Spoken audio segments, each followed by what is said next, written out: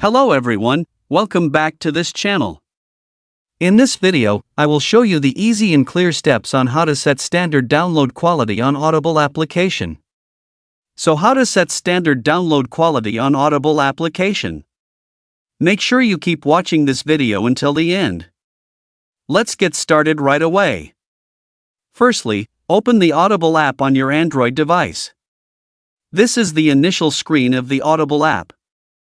Next, tap the profile icon at the bottom left. It will appear like this. Tap the profile icon at the top right. Tap Data and Storage. And tap Standard. So that's it, tutorial how to set standard download quality on Audible application. Thank you for watching.